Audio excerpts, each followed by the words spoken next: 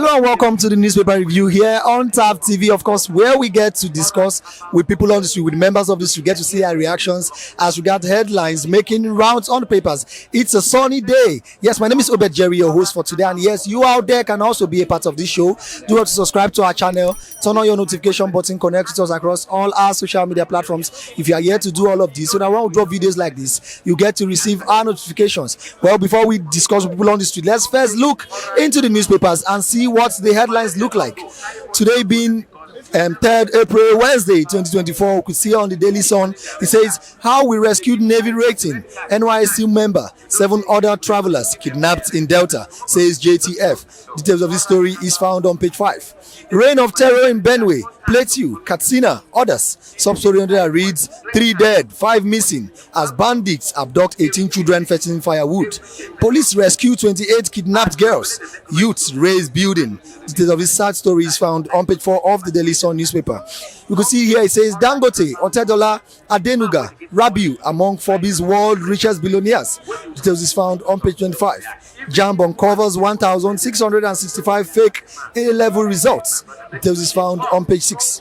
IPOB raises the alarm over looming famine in Nigeria. Details is found on page 6. Tinubu attends Faye's inauguration as Senegalese president. Details is found also on page 6. Ebonyi, Wifuru, Ayim, Egu, Umahi, Elechi unite. Details of this interesting story is found on page 27. Police deputy commissioner found dead in Ogbomosho.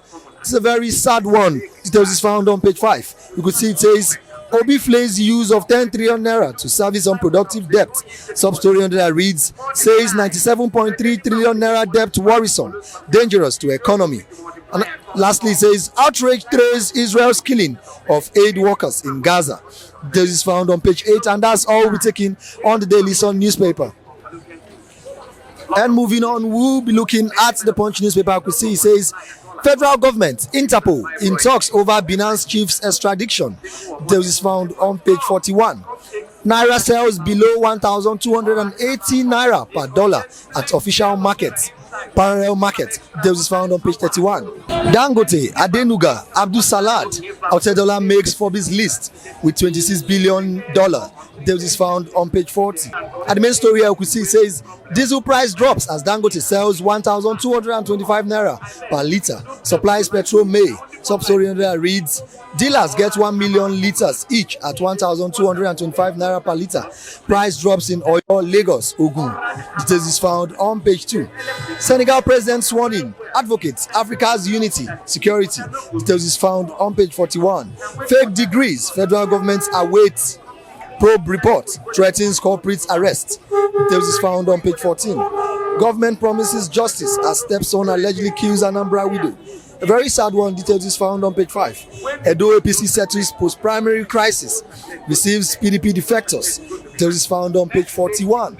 And that's all we'll be taking on the Punch newspaper. And lastly, we'll be looking at the Nation's newspaper. You could see it says Binance chief, others charged with money laundering.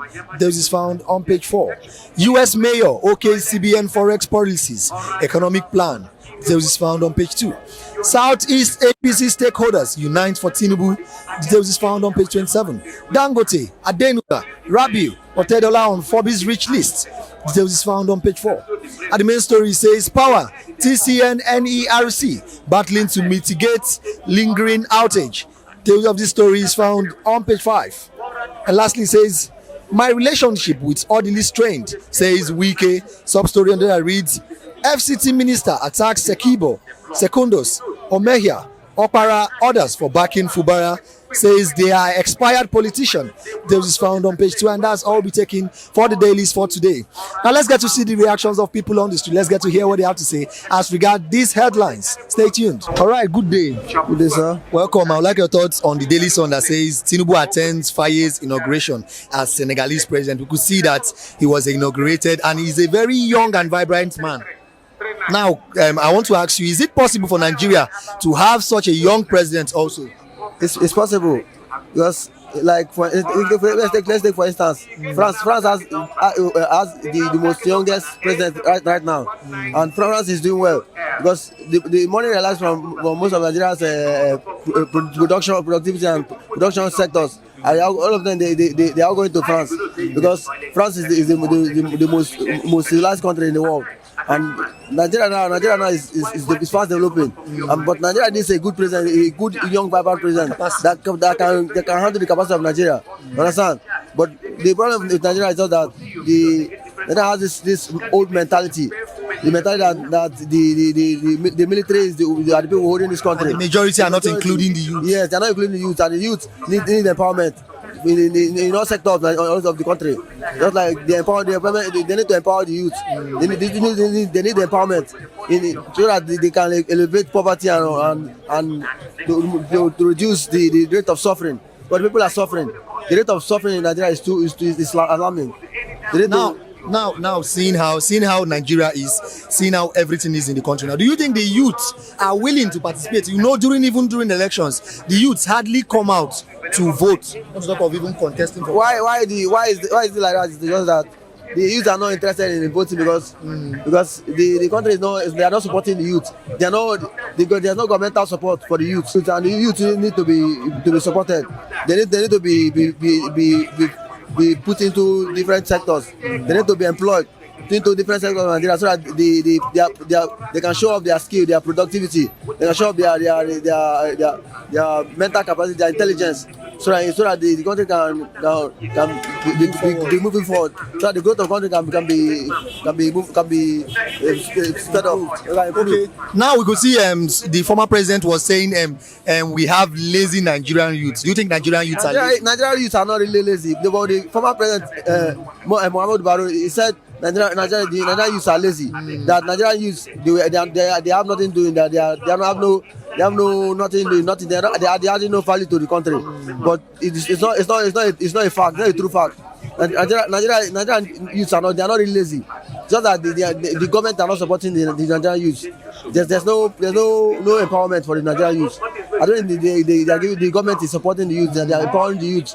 I think the youth there will be productivity. Youth will be productive. Understand? Okay, one last question now. We could see how let's say for example now one person amongst us the youths comes out to say okay he's capable, he wants to contest for presidency. Do you think the youths, his fellow youths would vote him into power? Why? They'll vote him in power. Just like one of my constituency, I went for one of my business HSC in River State. Yeah.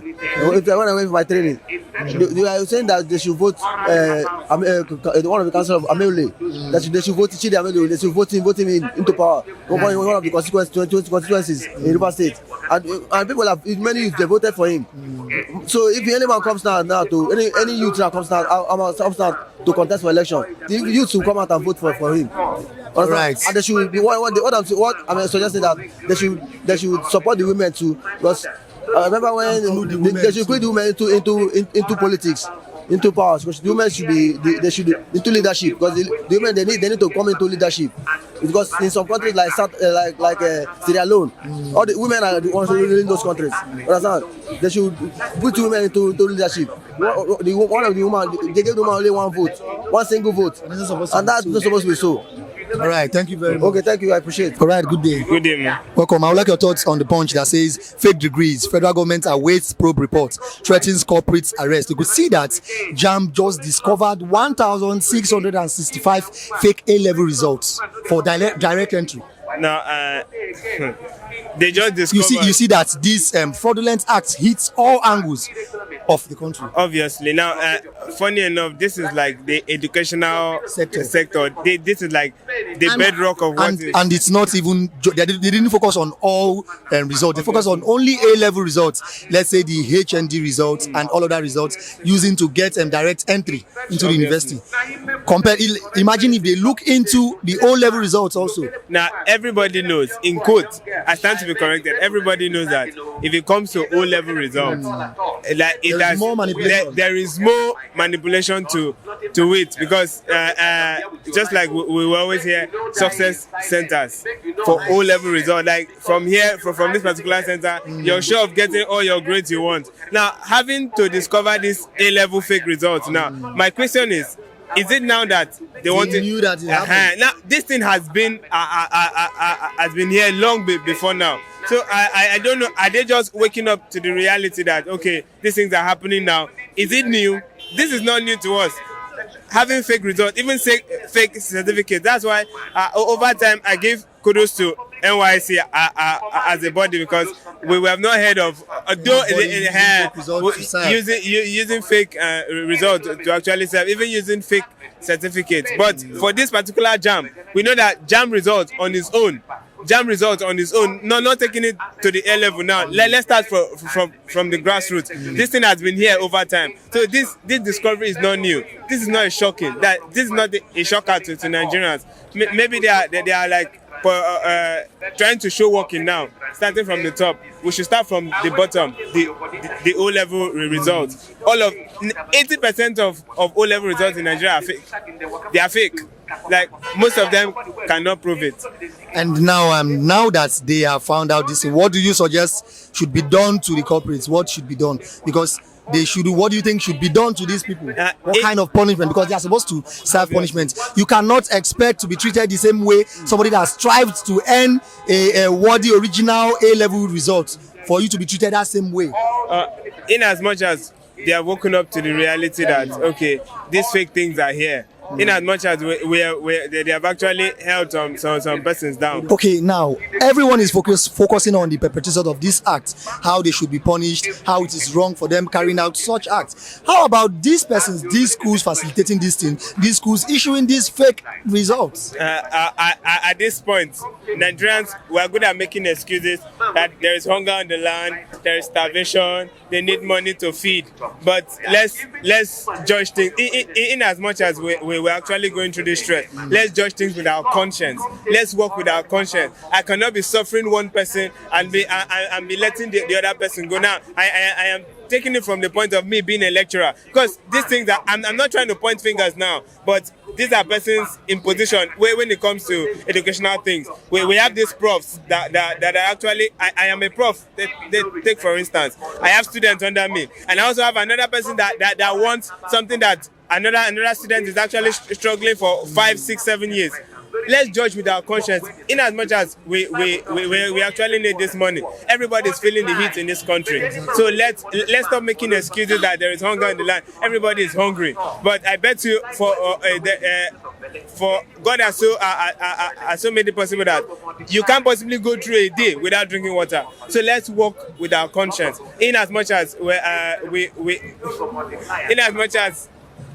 make excuses for all these things, let's work with our conscience and we pray and hope that things will get better. All right, thank you very much. Thank you very much. All right. This is where we get to draw our curtains for today. Of course, you've heard everything that has been discussed here. If you have anything to add to it, please slide to our comment section and drop your comment. Of course, we would like to hear from you. We'd like to see your reactions as regards these headlines. Subscribe to our channel if you are yet to subscribe. Turn on your notification button and connect with us across all our social media platforms. My name is Obed Jerry, your host for today, and this has been the newspaper review here on TAP TV. See you next time.